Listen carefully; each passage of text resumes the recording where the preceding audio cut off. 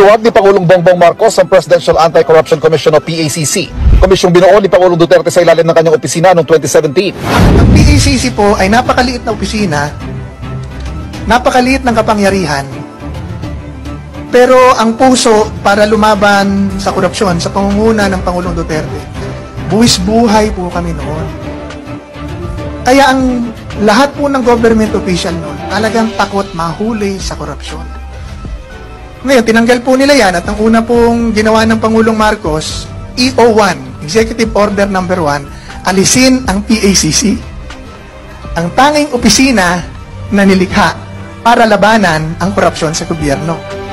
3 years later, ngayon nakikita natin, lahat po ng mga programang inilagay ng Pangulong Duterte noon laban sa droga, korupsyon, red tape, kriminalidad, na kanilang inalis or binago ang humahabol sa kanila ngayon.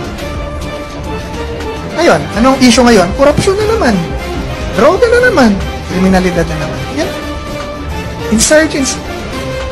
Lahat ng balikan. Dati, sabi nga ni General Esperon, paubos na ang mga komunista. Ngayon, buhay na naman ang mga komunista. Sino ang nagpapa-impeach kay VP Sara? Anak Pawis, anak bayan. Lahat ng anak. Anak ng